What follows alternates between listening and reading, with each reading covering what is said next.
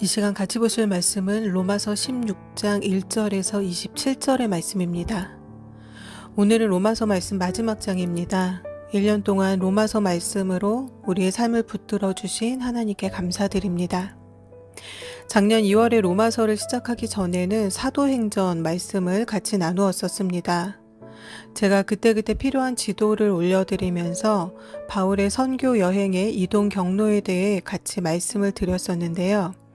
지도를 보면 바울이 새로운 지역을 방문할 때마다 있었던 일들이 좀 더 잘 기억이 나지요. 여러분들은 어떤 사건이 제일 기억에 남으시나요? 바울이 소아시아 지역을 가려고 할 때에 마게도냐 사람의 환상을 보게 됩니다. 성령께서 바울의 선교 경로를 바꾸시는 거죠. 바울은 성령의 인도함에 순종하여서 마게도냐로 갑니다. 그곳에서 바울은 귀신 들려 점치는 여종을 구한 일로 신라와 함께 옥에 갇혔지만 옥문이 열리고 간수에게 세례를 주는 사건이 일어나죠. 또 고린도에서는 아굴라와 브리스길라를 만나서 천막업을 같이 하면서 자비량 선교를 하기도 했습니다. 드로아에서는 바울이 설교 중 졸다가 3층에서 떨어져 죽은 유두고를 살려내는 사건도 있었습니다. 가장 절정의 사건은 바울이 로마에 가게 되는 과정입니다. 바울이 계속해서 재판을 받고 무죄임이 드러났음에도 풀려나지 못하다가 가이사에게 재판을 받기 위해 배를 타고 로마로 가게 되지요. 가던 중 유라굴로 광풍을 만나고 멜리데 섬에서 추장 보블리오의 아버지를 열병에서 낫게 해준 일로 그곳에서 겨울을 안전하게 지내고 다시 알렉산드리아 배를 만나 로마에 들어가게 됩니다. 무죄임에도 계속해서 풀려나지 못한 것이 사람의 눈에는 억울한 상황으로 보여지지만 이 일은 오히려 바울이 자신을 죽이려고 끝까지 쫓아다녔던 유대인들에게서 안전하게 보호를 받아 드디어 로마에 들어가게 되는 상황으로 풀려지게 됩니다. 바울의 선교 여행은 그야말로 한편의 장편 대하 드라마와도 같습니다. 바울의 선교 여행은 성령께서 이끄시고 주도하시는 성령 행전이었습니다. 바울은 철저히 성령의 도구로서 순종했고 가라 하시면 가고 서라 하시면 서고 되돌아가라 하시면 되돌아갔습니다. 바울의 선교는 성령께서 인도하셨지만 바울을 돕는 수많은 동역자들도 있었습니다. 하나님께서는 바울을 선교사로 세우셨지만 그를 도울 동역자들도 같이 세워주셨습니다.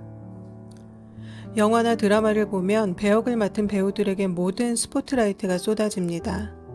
그러나 그들이 그 맡은 배역을 잘 소화하기 위해서는 안 보이는 곳에서 있는 수많은 사람들이 있습니다. 장소를 섭외하고 촬영을 하고 식사를 챙기고 분장과 의상을 준비하고 스케줄을 조정하는 등 안 보이는 곳에서 잠 못 자고 애를 쓰는 수많은 사람들을 통해서 한 편의 드라마와 영화가 만들어집니다. 가수가 무대를 오르는 것도 이와 같이 수많은 사람들의 손길이 더해집니다. 연말이 되면 방송사에서는 각종 시상식을 치릅니다. 수상자들의 마지막 수상 소감은 함께 해준 스태프들과 그 밖에 고마운 모든 사람들에 대한 인사입니다. 자신이 이 자리까지 올라오기까지 헌신해준 가족들과 수고해준 여러 동료들과 이름 모르게 애써준 스태프들에게 눈물 섞인 감사 인사를 꼭 빼놓지 않습니다. 오늘 같이 보실 로마서의 마지막 장의 16장의 말씀은 그동안 바울과 함께 수고한 동역자들에 대한 인사의 말씀이 기록되어 있습니다. 1절에서 7절 말씀입니다. 내가 갱그레아 교회 일꾼으로 있는 우리 자매 베베를 너희에게 청거하노니 너희가 주 안에서 성도들의 합당한 예절로 그를 영접하고 무엇이든지 그에게 소용되는 바를 도와줄지니 이는 그가 여러 사람과 나의 보호자가 되었음이니라. 너희가 그리스도 예수 안에서 나의 동역자들인 브리스가와 아굴라에게 문안하라. 저희는 내 목숨을 위하여 자기의 목이라도 내어놓았나니 나뿐 아니라 이방인의 모든 교회도 저희에게 감사하느니라. 또 저희 교회에게도 문안하라. 나의 사랑하는 에베네도에게 문안하라. 저는 아시아에서 그리스도께 처음 익은 열매니라. 너희를 위하여 많이 수고한 마리아에게 문안하라.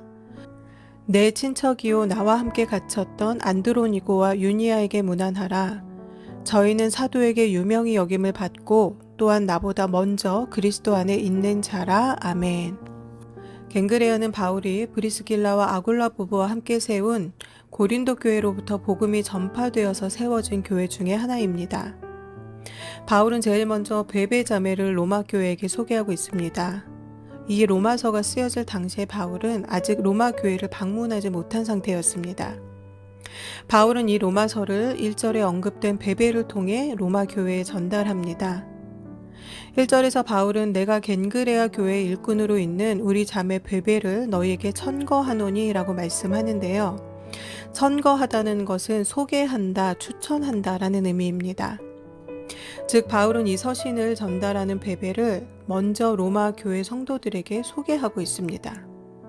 그리고 그녀를 정중하게 영접해 줄 것을 부탁하고 있습니다.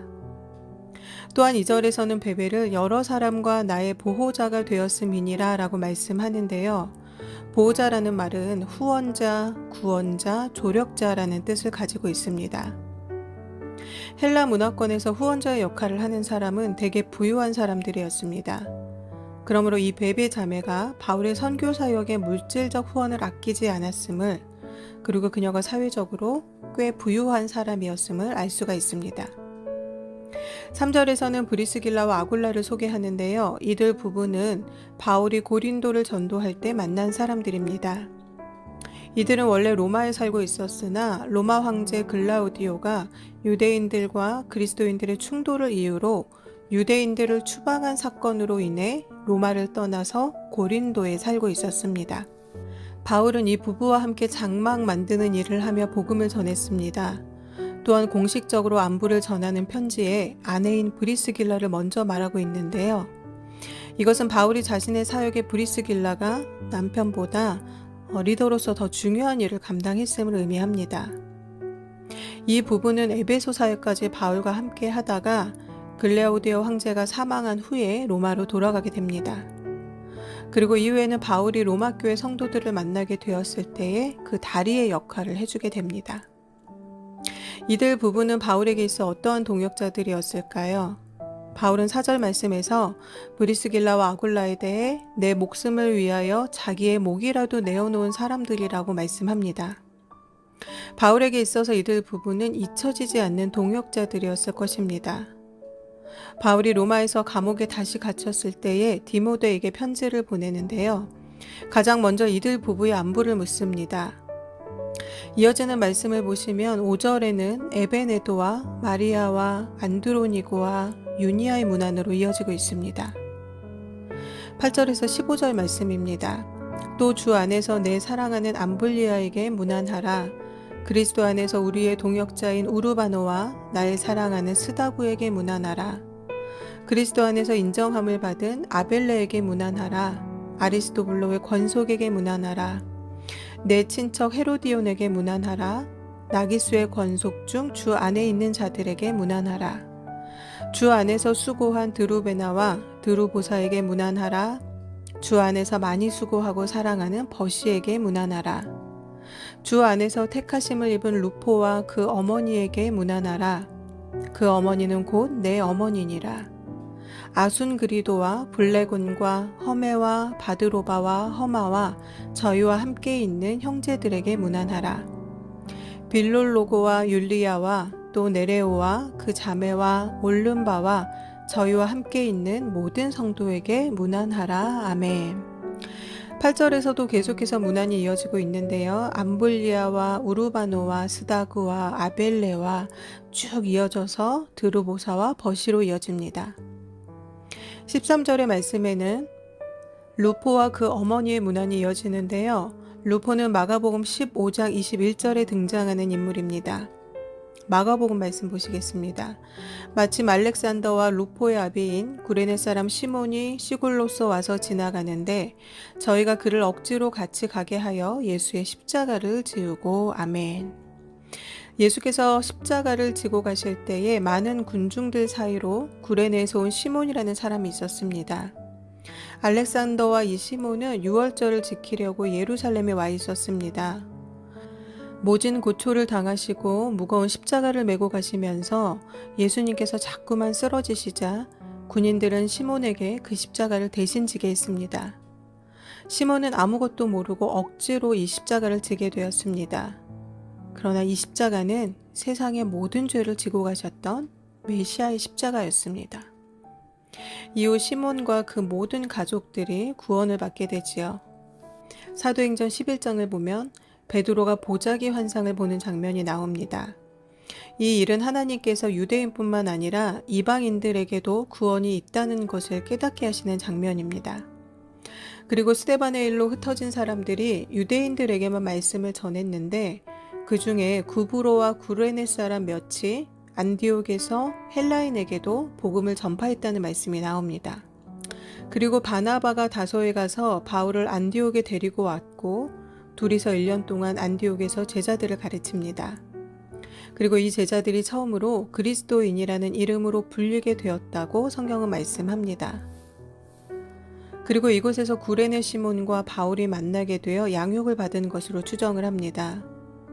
이후 시몬의 아들인 루포와 그의 어머니가 로마 교회에 머물게 되었고 바울은 그의 어머니가 곧 내 어머니다 라는 말씀으로 자신을 섬겨주었던 루포의 어머니에 대한 깊은 애정을 표시하고 있습니다. 이어서 아순그리도를 시작으로 올른바와 그의 성도들에 대한 문헌이 이어집니다. 16절 말씀입니다. 너희가 거룩하게 입맞춤으로 서로 문안하라. 그리스도의 모든 교회가 다 너희에게 문안하느니라. 아멘. 바울은 서로 다른 곳에 흩어져 있지만 그 모든 교회는 그리스도의 사랑으로 묶여 있음을 교회의 하나됨에 대해서 강조를 하고 있습니다. 오늘 본문 로마서 16장에는 총 37명의 이름이 나열되어 있습니다. 그런데 바울의 사역에 함께 동역한 자들이 이 37명 뿐이었을까요? 아마도 수백 명이 넘었을 것입니다. 초대교회가 처음 만들어진 후에 헬라파 과부들과 히브리파 과부들 사이에서 구제의 문제로 분쟁이 일어나게 됩니다. 사도들은 제자들을 불러서 자신들이 이 모든 것까지 다 관리하는 것은 맞지 않으니 성령과 지혜가 충만하여서 칭찬 듣는 사람 7을 택하라고 말합니다. 그리고 자신들은 기도하는 것과 말씀 전하는 것에 집중하겠다고 말합니다. 초대교회의 일꾼이 세워진 것입니다. 7 집사가 세워졌습니다. 바울은 가말리엘 수하에서 가르침을 받은 엘리트였지만 하나님께서는 그에게 수많은 동역자를 보내주셨습니다. 그가 어딘가 모자란 사람이어서가 아니지요. 모든 열방에 복음을 전하고 교회를 세우고 제자들을 가르치는 일을 바울 혼자서는 할 수 없습니다. 전도서 4장에는 두 사람이 한 사람보다 나음은 저희가 수고함으로 좋은 상을 얻을 것임이라. 한 사람이면 패하겠거니와 두 사람이면 능히 당하나니 삼겹줄은 쉽게 끊어지지 아니하느니라 라고 말씀합니다. 초대교회 7 집사가 세워져서 일을 시작했듯이 각자 받은 소명대로 모두가 함께 하나님의 일을 할 때에 교회는 쉽게 끊어지지 않는 든든한 삼겹줄이 됩니다. 그런데 주목할 것은 어떤 사람이 7 집사로 세워졌는가입니다. 아무나 세우지 않았습니다. 사도행전 6장 3절의 말씀을 보시면 형제들아 너희 가운데서 성령과 지혜가 충만하여 칭찬 듣는 사람 7을 택하라. 우리가 이 일을 저희에게 맡기고 라고 말씀합니다. 세상의 기준으로 세우지 않았습니다. 성령이 충만하고 지혜가 충만하고 사람들에게도 칭찬 듣는 사람이었습니다. 하나님이 보시기에도 사람이 보기에도 칭찬 듣는 사람들이 사도들의 동역자로 세워졌습니다. 세상에서 뛰어나다고 하는 전문가를 데려다가 하나님의 일을 하게 하면 어떻게 될까요? 그가 하나님의 사람이 되지 않는다면 그가 하는 일은 결코 하나님의 일이 될 수가 없습니다. 하나님의 말씀에 근거하여 일하지 않기 때문에 또한 반드시 문제가 생기게 되어 있습니다. 이 말씀은 하나님의 사람이라 할지라도 바울과 같이 성령의 인도가 아닌 자신의 생각만 가득하여 일한다면 그 또한 결국은 하나님의 사람이 아니므로 같은 문제가 발생되어진다는 것입니다. 오늘 말씀의 제목은 우리는 어떠한 일꾼입니까? 입니다. 바울의 선교 사역의 동역자로 헌신해준 이들은 바울의 사역이 아닌 하나님의 사역에 헌신한 사람들입니다. 바울도 바울의 동역자들도 결국은 모두가 다 하나님의 동역자들입니다. 바울은 고린도전서 3장 9절에서 우리는 하나님의 동역자들이요 너희는 하나님의 밭이요 하나님의 집이니라 라고 말씀합니다. 그런데 만약 세상에서 게을렀던 사람이 예수님을 만나서 여전히 게으르게 신앙생활을 하고 탐욕적이었던 사람이 예수님을 만나서 여전히 탐욕적으로 신앙생활을 하고 무책임한 사람이 예수님을 만나서 여전히 주의 일에 무책임하게 일하고 잘난 척하기를 좋아하는 사람이 예수님을 만나서 여전히 잘난 척을 하고 편가르기를 좋아하는 사람이 예수님을 만나서 여전히 지체들의 편을 가르기를 좋아한다면 이러한 사람은 예수님을 만난 사람도 아니며 하나님의 동역자도 아닙니다. 사단의 동역자일 뿐입니다. 하나님께서는 이와 같이 하나님의 바른 교훈을 거스르고 분쟁을 일으키는 자들에게서 떠나라고 말씀합니다. 17에서 20절 말씀입니다. 형제들아 내가 너희를 권하노니 너희 교훈을 거스려 분쟁을 일으키고 거치게 하는 자들을 살피고 저희에게서 떠나라. 이 같은 자들은 우리 주 그리스도를 섬기지 아니하고 다만 자기의 배만 섬기나니 공교하고 아첨하는 말로 순진한 자들의 마음을 미혹하느니라. 너희 순종함이 모든 사람에게 들리는지라. 그러므로 내가 너희를 인하여 기뻐하노니 너희가 선한데 지혜롭고 악한데 미련하기를 원하노라. 평강의 하나님께서 속히 사단을 너희 발 아래서 상하게 하시리라. 우리 주 예수의 은혜가 너희에게 있을지어다. 아멘. 이러한 자들은 그리스도를 섬기는 자들이 아니며 자기의 배만 섬기는 자들이라고 말씀합니다. 그리고 순진한 자들의 마음을 미혹하는 자들이라고 말씀합니다. 그러므로 선한 일에는 지혜롭고 악한 일에는 미련하라고 말씀합니다. 21절에서 마지막 27절 말씀입니다. 나의 동역자 디모데와 나의 친척 누기오와 야손과 소시바더가 너희에게 문안하느니라. 이 편지를 대사하는 나 더디오도 주 안에서 너희에게 문안하노라. 나와 온 교회 식주인 가이오도 너희에게 문안하고 이성의 제무 에라스도와 형제 구아도도 너희에게 문안하느니라. 나의 복음과 예수 그리스도를 전파함은 영세전부터 감추었다가 이제는 나타내신 바 되었으며 영원하신 하나님의 명을 쫓아 선지자들의 글로 말미암아 모든 민족으로 믿어 순종케 하시려고 알게 하신 바 그 비밀의 계시를 쫓아 된 것이니 이 복음으로 너희를 능히 견고케 하실 지혜로우신 하나님께 예수 그리스도로 말미암아 영광이 세세 무궁토록 있을지어다. 아멘. 바울은 마지막으로 디모데를 비롯한 여러 동역자들의 이름을 언급한 후에 하나님께서 주신 이 복음의 능력을 다시 한번 상기시키며 편지를 마무리하였습니다. 사랑하는 성도 여러분, 저와 여러분은 어떠한 일꾼입니까? 자기의 배만 불리고 순진한 자들의 마음을 미혹시키고 교회를 분쟁 가운데 있게 하며 악한 일에 앞장서는 사단의 동역자입니까? 아니면 베베와 같이 브리스길라와 아굴라와 같이 루포와 그의 어머니와 같이 초대교회 7집사와 같이 성령 충만하고 지혜롭고 하나님에게도 사람에게도 칭찬받는 하나님의 동역자입니까? 바울이 오늘 본문을 통하여 열거한 동역자들 가운데에는 노예 출신의 믿음의 동역자들도 상당수 있었습니다. 하나님께서는 과부의 두 렙돈을 칭찬하셨듯이 많이 가져서 많이 드리는 것을 더 좋아하는 것이 아니라 내 전부를 드릴 수 있는 믿음을 귀하게 보십니다. 당시 여성들을 함부로 여기는 사회 분위기 속에서도 베베와 브리스길라와 같이 하나님의 일에 앞장서서 몸을 아끼지 않고 헌신했던 자들을 귀하게 보십니다. 노예로 살아가고 있음에도 예수님을 영접하여 예수 안에서 자유를 얻은 사람들, 그래서 감사로 살며 하나님의 동역자로 살아가는 사람들의 헌신을 귀하게 보십니다. 하나님께서는 알곡까지 뽑힘을 당할까봐 가라지와 알곡을 함께 두신다라고 말씀하십니다. 그러나 마지막 때가 되면 가라지와 알곡은 가려지게 됩니다. 사랑하는 성도 여러분, 가라지의 일꾼이 아닌 알곡의 일꾼으로 살아가는 저와 여러분이 되시기를 바랍니다. 또한 사단의 동역자가 아닌 하나님의 동역자로 살아가는 저와 여러분이 되시기를 바랍니다. 다 함께 기도하시겠습니다.